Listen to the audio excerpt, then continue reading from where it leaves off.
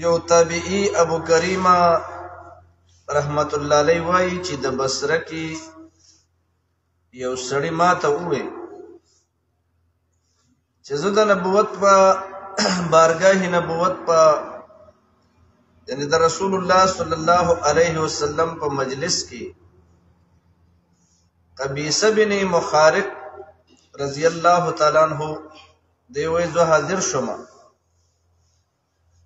وی فرمایل چې رسول کریم صلی الله علیه وسلم ما طرف ته متوجه شو تپوس یې وکړو چې خبيثه څنګه راغلی ما ورته جواب ورکړ چې زه ډیر زیات بډا شوی یم او دا ډوکی می دا هم ډیر زیات چې دا نچون شو او زه په داسې کیفیت باندې تعالی رالم چې شوق مې دا دی چې ما ته داسې څه تعلیم راکې چې د هغې نه ما ته ډېره غټه پیدا نبی علیه الصلاۃ والسلام مته بشارت واور چې قبیصه چې تو کوم مقصد دپاره راغلی نو تا ته زه داسې دعا ښیمه چې تا ته به کاڼې ونه او په مځکه کې چې څه دي دا ټول تا ته د بخشش دعاګانې کوي او بیا یې راته وفرمایل چې کله د سحر منځو کې نو د سحر د مون نه بعد کم از کم 3 پیرې دا دعا وایا نو د دې په وجه به دې الله د ړندېدو نه بچ کي د جذاب مرض نه به دې بچ کي د پالج نه به بچ شي او د دې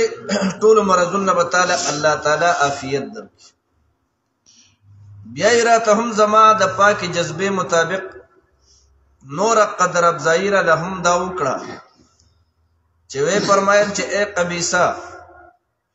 دا سلور کلمات وسره هم وایي چې اللهم انی اسألک مما عندك وابزي علي من فضلك وانشر علي من رحمتك وانزل علي من برکاتك په دې حدیث مبارک کې د الله نبی صلی الله علیه وسلم یو بوډا صحابي دی چې قبیصه نوم دی قبیصه بن مخارق هغه وایي چې زه د الله د نبی صلی الله علیه وسلم په دربار کې د دې لپاره داخل شوم چې ما وجود مې ډېر کمزوري شوی دی او زه د نور څه کار نه یم نو چې ما ته داسې تعلیم او تربیت راکړي او داسې دعاګانې راته وښایي چې د هغې په وجه باندې ما ته الله تعالی ډېر لوی خیر راکړي نو د هغې په وجه چې ما ته خیر میلاو شي نو په دغې دپاره زه راغلی یم نبی علیه الصلاة والسلام ورته وی هر کله راشه او تا ته زه بشارت اورم زیری درته اورم پیغمبر خدا صلی الله علیه وسلم ورته فرمایي زه تا ته داسې دعا ښیمه چې کله تو د سحر منځو کې او هغه کم از کم 3 پیرې ووي نو دومره برکت دی په هغې کې چې هر یو کاڼې بوټې ونه وغیره چې په مځکه کې څه دي دا ټول به تا ته دعاګانې بله پیدا به یې دای چې تا باندې به الله تعالی جذام مرض هم نه راولي د پالج نه به دې هم الله تعالی بچ کوي د ړندېدو نه به دې هم الله تعالی بچ کوي په بل روایت کې وایي چې لیونی کېږي به هم نه د حضرت انس بن مالک رضی الله تعالی په روایت کې دی چې لیونی کېږي به هم نه چې دا دعا څوک کوي نو په دې کې څونه برکات یو برکاتو کې یو برکت خدا دی چې هر کاڼې بوټې برته دعا کوي چې سحر منځو کې او دا دعا کم از کم 3 پیرې نو یو پیغام پکې دا دی چې د سحر منځ کوي د سحر منځ کوي پیغمبر خدا صلی الله علیه وسلم فرمایي چې د سحر منځ او د ماسخوتن منځ په منافق انسان باندې دا ډېر زیات ګران دی مونږ به منافق کله پیژندو د هغې شناخت په راتاله کېدو چې کله د سحر منځ به یې نشو کولی او یا د ماسخوتن منځ به چا نشو کولی نو د ده د نفاق پته به موږ ته لګېده او پیغمبر خدا صلی الله علیه وسلم فرمایي کم سړی چې د سحر منځ نه کوي دا منافق دی بل روایت کې راځي چې دې ټوله ورځ د شیطان جنډه د ده په لاس کې چې دې د سحر منځونه کوي د دې د وجې نه د سبا دا ټیم چې دا کم ټیم کې دا اوس مونږ شروع یو دا دونه غوره ټیم دی چې په دې ټیم کې یوازې مونږ نه تمام زندسر مارغان میان او په هوا کې مارغان په بو کې میان په وچه کې هم چې څومره حشرات الارض دي دا د الله تعالی د بندګۍ आवाज کوي ذکر کوي اشرف خان اجری وایي چې هر زنده او زناور په خپل جبه هر زنده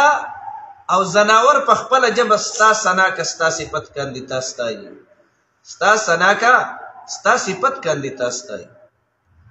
په دې ټیم کې چې دې هر زنده او زناور په خپل جبه باندې وي خدا الله تعالی حمد ثنا کوي بدبخت هغه کور دی چې په هغه کې سپینګره هم لاملاسته په هغه کې ماشوم او ځوان هم لاملاسته په هغه کې زنانه هم لاسته دي او د سحر منځونه کې او شیطان په دبړستن نور هم کلک کی او تر دې پورې چې شیطان ته دونه د خوشحالي مکمل او شي چې په غوګونو کې ول میچازي هم نو دا دونه بدبخت کورنۍ ده په دغه کورنۍ کې الله برکت پسند راولي لازمی خبر ده چې جنگ جګړې به وکړي لازمی خبر ده چې په رزق کې به برکت نه دا لازمی خبره ده چې انتشار او فتنو کې به خامخا دا کورنۍ او خاندان ګيري وجه دا ده چې کم کور کې د سحر من نه کېږي نه دا د بدبختی آغاز د دوی د سحر نه وشي د ټولې ورځې کې به د پشر او فساد او په فتنو کې بسري ځکه د سحر من نه کوي نو دې روایت کې یو پیغام راته دا راکړي چې کله د سحر منځو کې یعنی د عام خلکو لپاره دا دعا بیا کار آمد نه ده چې کم خلک د سحر منځ کوي او د سحر د من بعد په خپل مصلی باندې کینی او دا کلمات وایي چې سبحان الله العظیم وبحمده سبحان الله العظیم وبحمده سبحان الله العظیم وبحمده دا چې کم از کم درې پیری وایي تاسو هم وایي چې سبحان الله العظیم وبحمده نو ټول ورځ ما په دې تمام ورځ کې به شیطان د تدرسیږي نه یعنی داغه نقصان او داغه د ضرر نه بدل الله پناه درکړي کانی بوټي او دا ټول پمځکه کې چې سدي دا ټول بدته دعاګانې کوي بل دا چې مرزونو کې سلور مرزونه ډېر د اپت نه ډک یو پسترګو باندې وړاندې دل پسترګو باندې وړاندې دل چې د چانه د سترګو نظر الله غسته دي دا د ژوند د تمام خلاګانو نه محروم دي د ژوند د تمام خایستونو نو د خلاګانو نه محروم دي د ژوند ډېر حصہ داسې تیر کړه چې به هیڅ نه لیدل دنیا ته راغلي دی خو د دنیا د خایس او د خلانه نه دی خبر دا ډېر لوی نعمت دی چې الله تعالی سترګې ورکړي دي نظر یې ور کړي نو دا ډېر لوی نعمت دی په دې د الله تعالی حمد ثنا وایي د چا چې نظر اغستې دي د هغوی ژوند ته وګورئ د هغوی زندګۍ ته وګورئ اگر چې خپل مقام او شان ډېر اوچت دی خو د دغې نه ډېر غوره هغه خلک دي چې هغوی په خپله سترګې شته د هغوی نظر شته نو هغوی د ژوند د هر یو څیز نه هغوی خبرېدي شي ډېر کارونه هغوی د سترګو د نظر په وجه کولی شي خپله مطالعه کولی شي د قرآن تلاوت پې کولی شي خلکو ته کتنه کولی شي خپل لارې لیدی شي په خپله یو څیز راغستی شي چاته وړو محتاج نه خو چې کم سړی ړوند شو نه هغه په قدم په اغستو کې هم بل ته محتاج دی هغه په یو څیز پر اغستو کې هم بل ته محتاج دی هغه چې دې د خپل جامې د دې نم نه خبرېږي چې دا پلیته شو او دا پاکه ده او دا چې ډېر لوی دغه پکې دي چې دې د هر ماحول کې چې دې د محتاجې زندگی تیري کنه د ړوند یو مقام خدا شته پیغمبر خدا صلی الله علیه وسلم فرمایي چې لازمی به الله جنت ورکړي الله د جنت نه علاوه په بل څه نه خوشاليږي چې دوی ورنکي دله بخامخه جنت ورکړي او قران فرمایي چې تاسو د ړندو قدر کوئ نو ابس وتولى ان جاءه الاعمى وما يدريك لعله يزكى د عبد الله ابن ام مکتوم رضی الله تعالی عنہ چړون صحابي دی پیغمبر خدا تراغي هغه وته لګه توجه کم ورکړه په نسبت د دې چې مشرکین مکه او مشران ناغلیو او هرست پیغمبر خدا دا و چې دې ایمان راوړي نشاته په پس ډېر ډله چې دې را په مسلمانان شي خو الله تعالی وته بیا زور نه ورکړه چې ابا سوت ولا ان جاءه الاعمى تندې تریو کو مختی واړو چې تا ته غړون راغی وما يدريك لعله يزكى تا ته سپته چې خپل ځان دې صفا کړي یعنی دا زور نه ول الله ورکړه چې دا کار به نه کو رندو ته ډېر توجه ورکاو رندو ته ډېره توجه ورکوه. پیغمبر خدا فرمایي چا چې ړوند انسان صرف د لاس نه ونیو او د خپل څو قدمه یې بوتلو، د خپل منزله پورې بوتلو، نو 40 ګناه کبیره به ورته الله تعالی معاف کړي. 40 ګناه کبیره صغیره نه یاد، لوی ګناهونه به ورته الله تعالی معاف کړي. د الله د پیغمبر وینا ډېر لوی شان والا خلک دي، خو د دوی نه غوره لوی شان والا خلک هغه دي چې هغه بنا دي، چې الله تعالی چاته محتاج کړي نه دي، د محتاجۍ ژوند نه تېروي، نه بچی ته نه بل انسان. نو چې کوم انسان باندې ړندېدل لا شي ډېر لوی اپتم دی. د دې د وجې نه پیغمبر خدا وایي چې تا کله دا دعا وي سبحان الله العظیم بحمده د سهار د مون نه بعد ړندېږي بنا پسترګو به نه ړندېږي.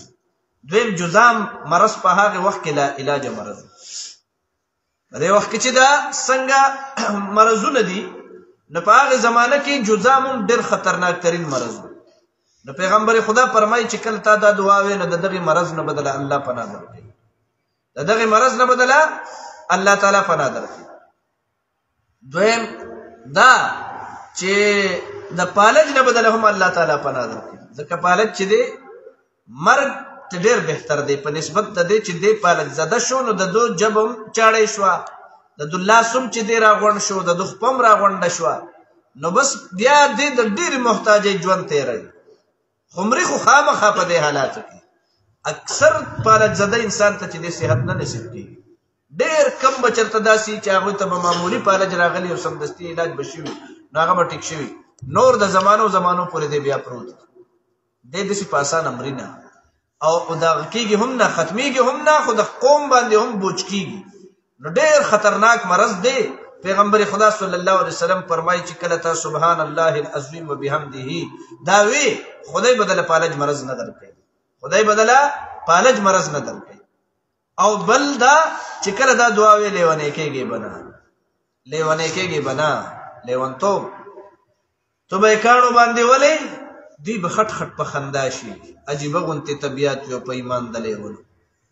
تو به کاڼو باندې ولې دوی به خټ خټ په خندا شي، دوی به په ځان پوهېږي هم نه، تو پې کاڼی غزار کې دوره د خپل حواس کې هغه هر څه ختم وي.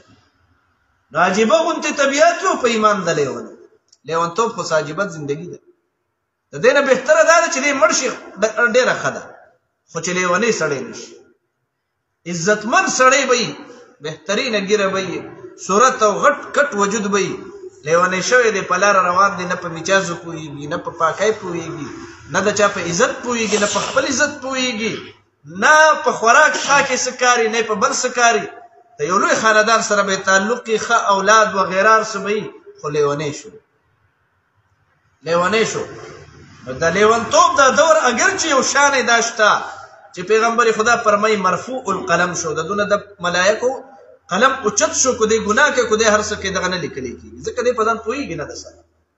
چې په ځان پوهېږي نه، نو دی هم او چې څوک په خوب په حالت کې دی هغه هم یادوي چې دا دواړه په ځان نه پوهېږي، کو د دوی نه داسې ګناه وشي دا دوی قصدن نه یې کړي.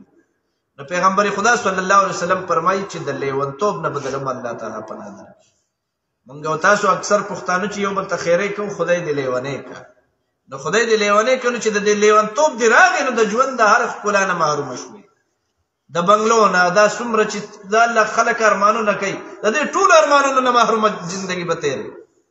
نو په دې وجه باندې دا دعا زده کوي، خپل بچو ته یې وښایئ، په خپله یې هم وایئ. بوډاګان یوازې نه، مشران نه علاوه ځوانان دې هم وایي، زنانه دې هم وایي. نو د الله د نبي دا وینا چې د ټول امت لپاره ده چې په دې کې ډېر لوی کمالات دي. نو خیر دې لږ دا ټایم چې دی کم از کم 15 منټه ټایم پې نه لګي چې د سحر منځو کې نو 3 ځله ووایه سبحان الله العظیم وبحمده. په بل حدیث کې دا هم ده چې څوک یې سل پیرې وایي د رزق دروازې به ورته الله کولی، د رزق دروازې به ورته الله کولی کړي او د هغه ځای نه به ورته الله رزق ورکوي چې د ده په ګمان کې او د ده په خیال کې به هم نه راځي، د ده په خیال او په ګمان کې به هم نه راځي. د دې د وجې نه محمد رسول الله صلی الله علیه وسلم راته په دې حدیث مبارک کې د څلورو افتونو مرضونو د پناه دپاره راته علاج وښود. علاج یې راته وښود، ډېر معمولي علاج او اسان ترین علاج دی چې یو سړی وایي نو په 2 منټه کې یادوي. سبحان الله العظیم وبحمده دا کم از کم 3 پیره او دې صحابي ته وسره سلوري فقره نور سیوا کړي اللهم انی اسالک مما عندك یا الله چې ستا په خزانو کې سدي دا غې د سوال په عربی کې نشي ویل نو کم از کم په پښتو کې وای خدای ستا چې په خزانو کې سدي دا غې د سوال کوم اللهم انی اسالک مما عندك بس پلندو موږ دا وایو الله ستا سره چې څومره خیرونه دی هغه راته وابزي علي من فضلك او زستانا ستا د فضل باران غواړم ستا د فضل باران یعنی خپل رحمتونه په ما باندې را اوراوه وانشر علي من رحمتك او خپل رحمتونه چې دې په ما باندې را خوارکا وانزل علي من برکاتك برکتونه دې هم نازل کا په ما باندې نو ډېره غوړه دعا ده سړی دا څلور وانه الفاظ وای خدایا اولنې خبره کوي اللهم انی اسالک مما عندك خدایا ستا سره چې څومره خزانه دي پاغه کې چې څو د خیر دي ټول خیرونه دي نو دا ماته چې دې دا راکا د دې د سوال وابزي علي من فضلك او زستانه ستا د فضل باران غواړم یعنی په ما باندې دا خپل فضل را اوروه او بیا وی وانشر علی من رحمتک او خپل رحمتونه په ما را اوروه وانزل علی من برکاتک او خپل برکتونه هغه نزول په ما وکړه نو دا دعا او سبحان الله العظیم وبحمده دا وای هر یو کانه بوټي بدته دعا کوي دا چې وای لیونه کېږي بنا پالک زده کېږي بنا پستر ګړندېږي بنا او جزام مرض او لا علاج مرض نه بدل الله تعالی پناه درکړي دا الله نبی دعا ده چې دا الله نبی صلی الله علیه وسلم خپل امتیانو ته دا کم قیمتي او ګټور تعلیم ورکو الله تعالی دې زمونږ د استاد په ژوند کې دا دعاګه راوستلې کی او الله تعالی دې د تمام مرزونو نه مصیبتونو نه تمام امت مسلمه له امن پناه دی پاور کی واخر دعوانا